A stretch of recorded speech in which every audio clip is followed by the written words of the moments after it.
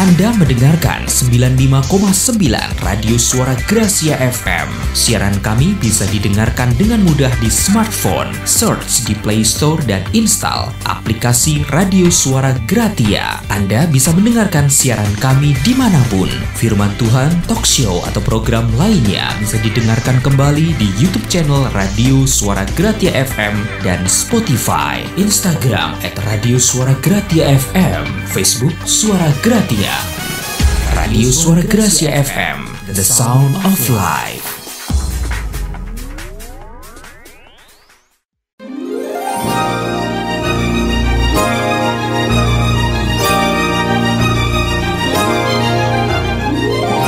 Sahabat, sesaat lagi Anda akan mengikuti program Making Life Better bersama Paulus Wiratno.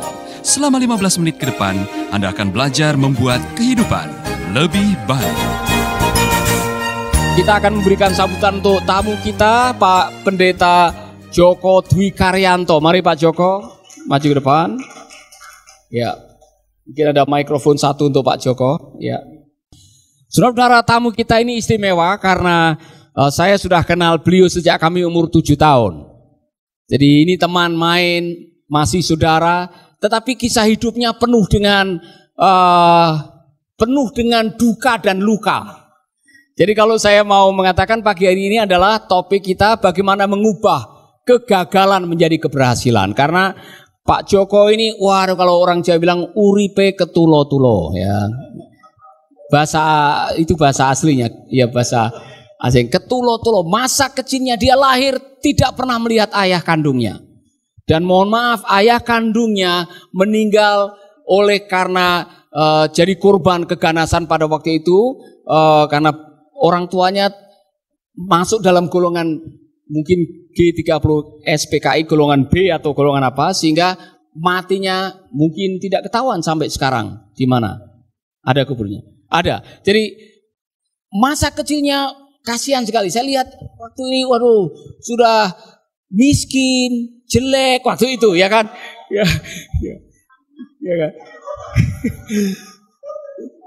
Tapi dia bisa melalui masa sulit, dan masa sulit itu justru menjadi jembatan untuk beliau berhasil merintis gereja, melayani, membapai banyak orang. Jadi saya mau tanya kepada Pak Joko, bagaimana melihat masa lalu Bapak? Ya, saya sedikit cerita bahwa seperti tadi singgung Pak Paulus Wiratno. Saya usia 1,5 tahun ya. Bapak saya di tahun 65 dibunuh secara sadis. Ya. Jadi dihajar, dipukuli sampai kemudian ditembak, tapi hari itu belum meninggal. Dimasukkan ke sel dan semalaman tidak diberi up. Ya. Lalu besok diseret dengan truk di Makadam, jalan berbatu-batu. Itu pun belum meninggal. Lalu ke kuburan, dikubur hidup-hidup Pak Paulus. Dikubur hidup-hidup. Ya, dan terakhir itu saksi sejarah ya, mereka yang langsung menyaksikan, itu dicangkul kepalanya sampai semua otak terburai. Dan kemudian kalau orang Jawa itu kan kalau di kuburnya itu kepala di utara gitu ya. Tapi kalau bapak saya karena dianggap orang yang tidak layak, jadi menghadap barat dan timur. Dan itu mengajarkan saya saat saya mulai SD itu, saya tidak punya ayah, jadi fatherless ya, seorang yang memang itu kalau lihat anak kecil di desa dipanggul itu Pak Paulus itu cengklek digendong di belakang, saya hanya bisa menangis saja karena aku tidak mendapatkan.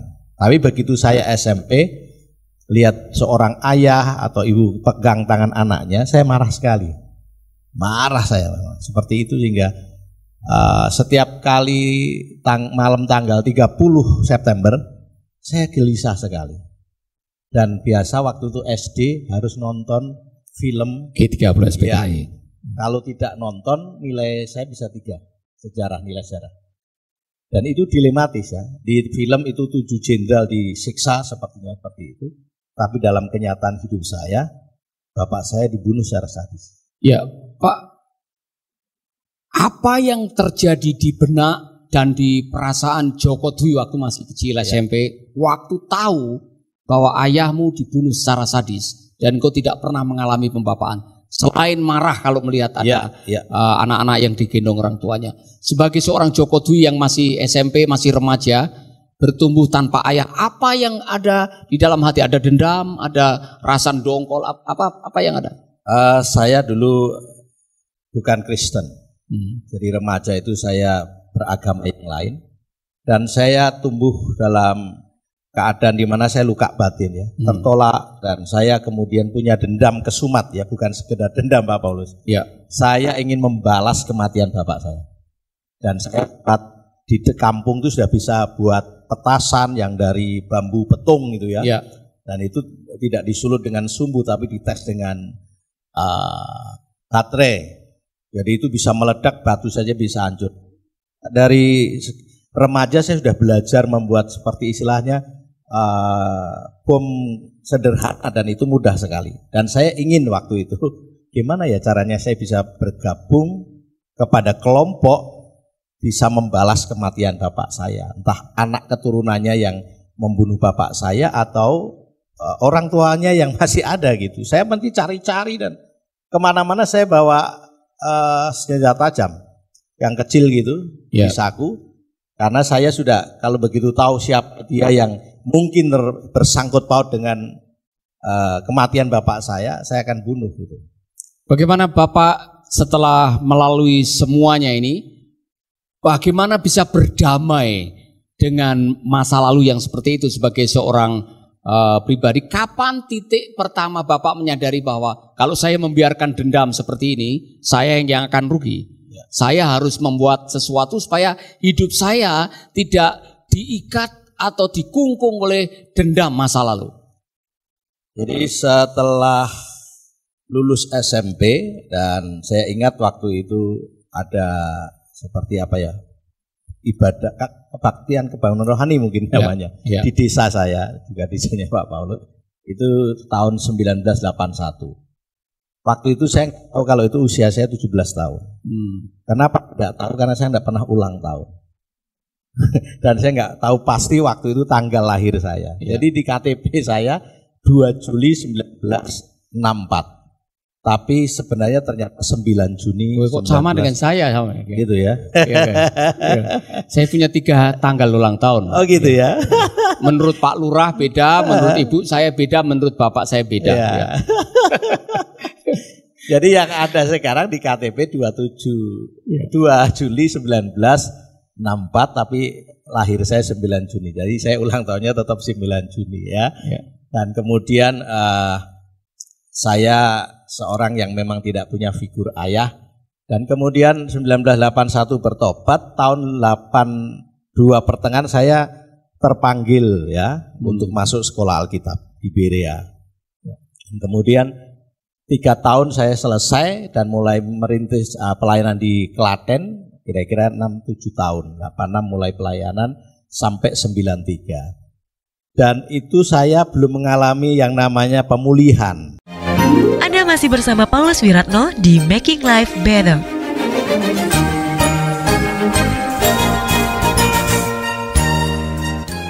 Jadi masuk sekolah Alkitab masih membawa luka lama. Luka lama. Dampaknya apa pada waktu itu? Ya saya sangat istilahnya petasan itu sumbu pendek. Mudah meledak. Kemarahan, lalu mudah tersinggung, bahkan saya masih tetap susah mengampuni. Temperamental. Saya orang yang mudah melukai dan seringkali tidak menyadari Pak Paulus. Tapi kalau saya tersinggung sedikit udah marah sekali. Kalau saya jalan gitu ada orang cuman lihat biasa, saya bisa marah. Kenapa matamu melotot katanya? Kalau saya pergi-pergi dan tanya alamat, pasti disasar kayak gitu. Apa disasar kayak? Disesatkan. Disesatkan karena nggak sopan katanya, padahal biasa aja. Jadi Pak, tadi menarik sekali. Bapak kan bukan lahir dari keluarga Kristen. Mohon maaf, Bapak lahir dititipkan di keluarga lain. Bukan Kristen. Waktu SD SD itu saya ikut bude saya, jadi kakak dari Bapak. Dan di kampung itu nggak ada satupun orang Kristen. Bahkan kalau ada anjing masuk kampung itu dari kampung tetangga, itu dibunuh Pak. Dibunuh bukan dimakan, bukan dimakan, Iya. dibunuh karena Iya.